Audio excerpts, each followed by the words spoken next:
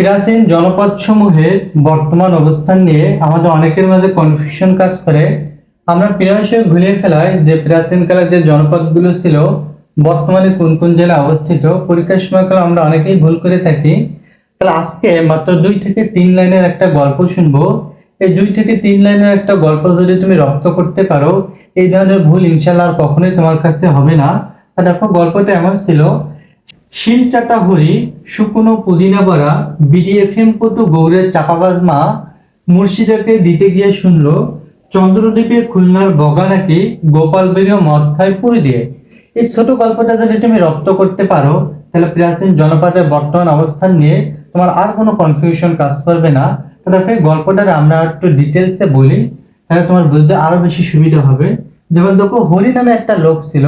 সে হরি করতো কি, আমরা যে পুদিনা পাতাগুলো ফাস্টফুড জাতীয় খাবারের সাথে খেয়ে থাকি, ওই পুদিনা পাতা সে হচ্ছে শুকাতো, শুকিয়ে হচ্ছে বড়া বানাতো। এখন বড়া বানায় কিভাবে, শিলে সে বাটতো, বাটার পরে ওগুলো দিয়ে ছোট ছোট গোল বানিয়ে বড়া বানাতো।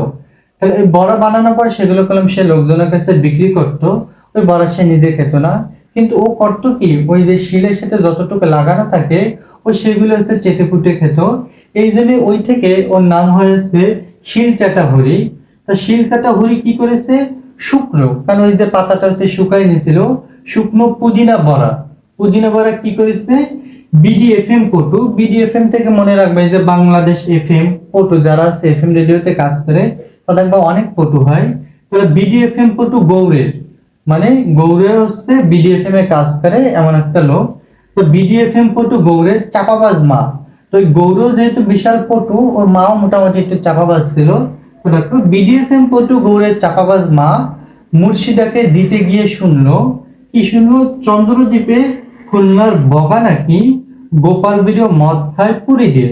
আসলে এটা কি আসলে বাস্তব ঘটনা? পুরি দিয়ে খায় কিভাবে, সালাদ খায় বা ডাল দিয়ে খায়, কিন্তু ও কি একটা গল্প দিয়ে দিল মুর্শিদা ওই হরিকে, গল্প দিয়ে দিল যে চন্দ্রদ্বীপে খুলনার বগা নাকি, বগা একটা লোকের নাম, সে বগা নাকি গোপাল বিরিয় মদ খাইছে পুরি দিয়ে। এই গল্পটা কলাম শুনলো।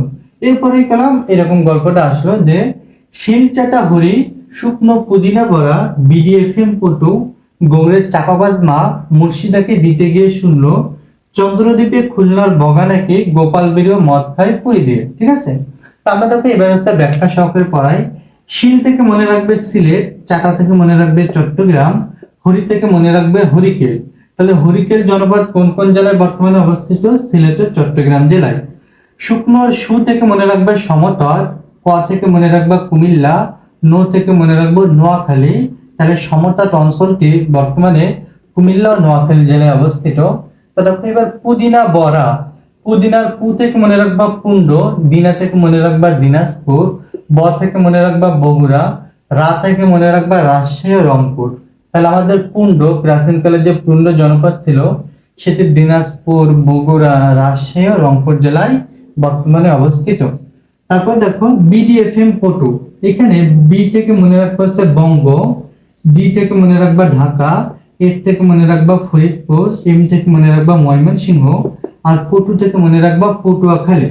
তাহলে বর্তমানে ঢাকা, ফরিদপুর, ময়মনসিংহ, পটুয়াখালী জেলায় সে প্রাচীনকালের বঙ্গ জনপদটি অবস্থিত ছিল। তারপরে দেখো গৌড়ের চাপাবাজ মা মুর্শিদা। তাহলে গৌড়ের থেকে মনে রাখবা গৌড় জনপদ, চাপাবাজ থেকে মনে রাখবা চাঁপাইনবাবগঞ্জ, মা থেকে মনে রাখবা মালদহ, মুর্শিদা থেকে মনে রাখবা মুর্শিদাবাদ। তাহলে প্রাচীনকালের গৌড় জনপদ বর্তমানে চাঁপাইনবাবগঞ্জ, মালদহ ও মুর্শিদাবাদ জেলায় অবস্থিত। তারপর দেখো পরে যে ছন্দটি আছে, চন্দ্রদ্বীপে খুলনার বগা নাকি গোপাল বিরিয় মদ খায় পুরি দিয়ে। তাহলে চন্দ্রদ্বীপকে মনে রাখবা, চন্দ্রদ্বীপ যে জনপদটা ছিল সেটি, খুলনার থেকে মনে রাখবা খুলনা, বগা থেকে মনে রাখবা বাগেরহাট, গোপাল থেকে মনে রাখবা গোপালগঞ্জ, বিড়ি থেকে মনে রাখবা বরিশাল, মদ থেকে মনে রাখবা মাদারীপুর, আর পুরী থেকে মনে রাখবা পিরোজপুর। ঠিক আছে, দেখো আমি আরো কিছু তথ্য তোমাকে দিই। এরকম আসে যে প্রাচীন জনপদ কি, সবচেয়ে প্রাচীন জনপদ কোনটি। দেখো পুন্ড না প, পুন্ড থেকে প আছে না, আবার প্রাচীনেও কি প আছে, তাহলে প্রাচীন জনপদ হবে পুন্ড। আবার দেখো বঙ্গ, বঙ্গ হচ্ছে ব আছে না, বঙ্গ জনপদ ছিল সবচেয়ে বড় এবং স্বাধীন। ঠিক আছে, বঙ্গ ও চন্দ্রদ্বীপ যে প্রাচীন জনপদগুলো ছিল অন্যান্য জেলার পাশাপাশি সেগুলো পটুয়াখালী জেলায় অবস্থিত রয়েছে বর্তমানে। তাহলে আজকের লেকচারে তুমি খুব সহজে জানতে পারলা প্রাচীন জনপদ সমূহের বর্তমান অবস্থান কোথায় আছে। এ নিয়ে করলাম, ইনশাল্লাহ মনে হয় না আমার আর কোনোদিন যে তোমাদের ভুল হবে যে প্রাচীন জনপদের বর্তমান অবস্থান কোথায় আছে।